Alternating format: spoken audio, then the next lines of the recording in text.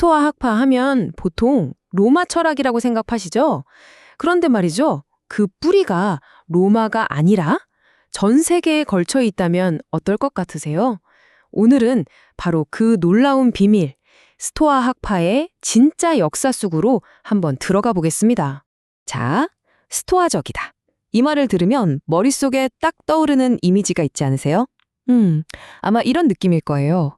어떤 고난이 닥쳐도 표정 하나 안 바뀌고 그저 묵묵히 버텨내는 아주 단단하고 엄격한 로마인의 모습. 다들 그렇게 생각하시죠. 근데요, 만약 그게 다가 아니라면요? 우리가 알던 스토아파의 모습이 사실은 거대한 빙산의 일각에 불과했다면 어떨까요? 자, 지금부터 그 고정관념을 완전히 깨부숴 버릴 준비 되셨나요? 이 익숙한 철학의 진짜 아주 놀라운 이야기를 시작해 보겠습니다. 좋습니다. 그럼 첫 번째 단계는요. 바로 우리가 머릿속에 박아뒀던 그 이미지, 돌처럼 굳은 표정의 로마인이라는 틀에서 벗어나는 겁니다. 버논 아놀드의 이 말이 모든 걸 설명해줘요. 스토아파는 그냥 로마에서 짠 하고 나타난 게 아니라는 거죠. 생각해보세요. 마치 여러 시대와 장소에서 흘러온 거대한 생각의 강물들을 하나로 모으는 그런 튼튼한 다리 같은 존재였다는 거예요. 그러니까 종착점이 아니라 훨씬 더 큰 이야기의 일부였다는 거죠. 정말 멋진 비유 아닌가요? 자, 이제 시야를 확 넓혀볼 시간입니다. 로마, 그리스, 이런 좁은 지도에서 벗어나서 고대 세계 전체를 한번 내려다보죠. 스토아 학파는요, 사실 당시 전 세계를 뒤흔들던 엄청난 아이디어들의 대격돌, 그 한복판에 있었습니다. 첫 번째 퍼즐 조각은 저 멀리 메소포타미아에 있습니다. 바로 칼데아인들의 운명사상인데요. 이분들은 이렇게 생각했어요. 이 세상 모든 일은 심지어 우리가 밥 먹는 것까지 사실은 거대한 톱니바퀴처럼 인과관계로 꽉 맞물려 돌아간다고요. 그리고 그 거대한 계획은 하늘의 별을 보면 알 수 있다는 거죠. 모든 게 정해져 있다는 이 강력한 믿음, 이게 나중에 스토아 철학의 아주 중요한 기둥이 됩니다. 이번에는 동쪽으로 눈을 돌려볼까요? 페르시아입니다. 여기서 아주 중요한 개념이 등장하는데 바로 로고스예요. 신성한 말씀이나 이성이라고 번역할 수 있는데 쉽게 말해 우주를 움직이는 근본적인 원리 같은 겁니다. 창조주의 지혜 그 자체라고 생각한 거죠. 로고스. 이거 스토아 학파에서 정말 중요한 단어잖아요? 맞습니다. 바로 그 원조가 여기에 있었던 거예요. 자, 여기서 더 놀라운 사실. 이 생각의 흐름이 인도까지 갑니다. 불교의 가르침이 키니코스 학파라는 좀 특이한 철학자들을 통해서 서양으로 넘어왔거든요. 그 핵심이 뭐였냐면 바깥 세상에서 일어나는 일들, 아프거나 즐겁거나 하는 것들을 휘둘리지 않는 것, 즉 무관심을 통해 마음의 평화를 얻는다는 거였어요.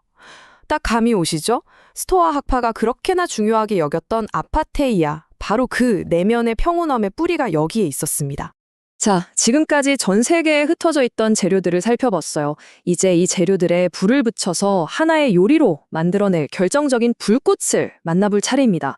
스토아 학파의 직접적인 DNA를 물려준 그리스 철학, 그 중심으로 들어가 보죠.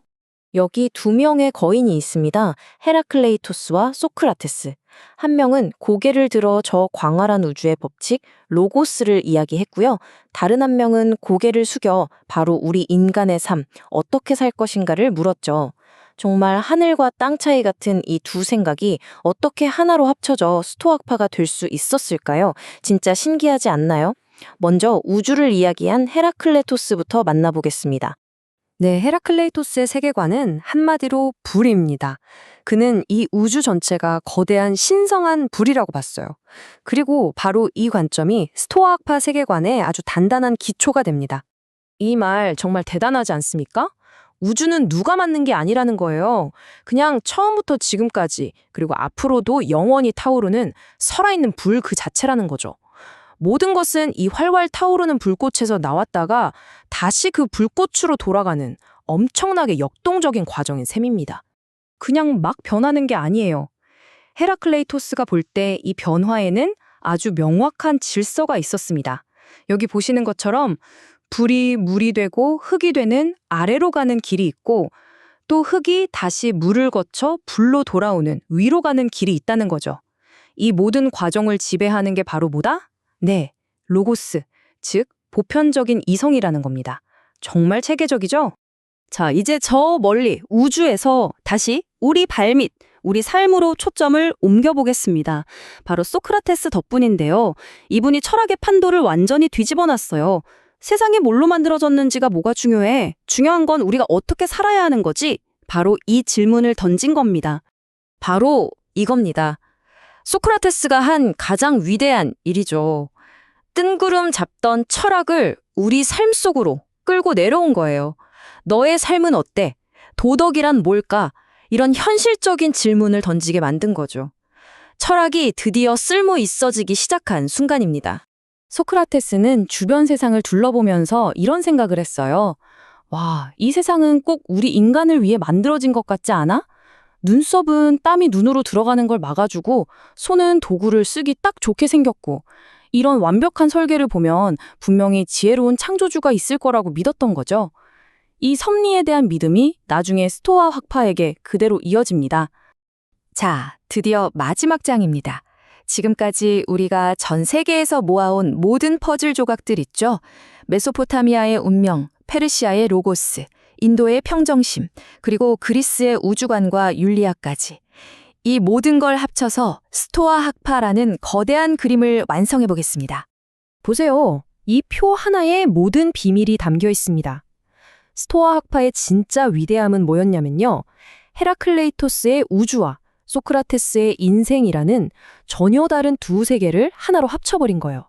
그리고 그 모든 걸 떠받치는 기반에는 칼데아의 운명론, 페르시아의 로고스, 불교적 사유 같은 훨씬 더 오래된 세계의 지혜가 있었던 거죠. 이걸 다 엮어서 하나의 시스템으로 만들었다니 정말 대단하지 않나요? 자, 그럼 맨 처음 던졌던 질문으로 돌아와 볼까요? 스토아 학파는 과연 그냥 로마 철학일까요? 아니면 사실상 서양 최초의 세계 종교라고 불러야 할까요? 어떠세요? 이제 이 질문에 대한 답은 여러분 각자의 생각에 달려 있습니다. 오늘 이 시간을 통해 우리가 알던 스토아 학파의 익숙한 얼굴 너머에 얼마나 거대하고 놀라운 세계가 숨어 있었는지 느끼셨으면 좋겠습니다.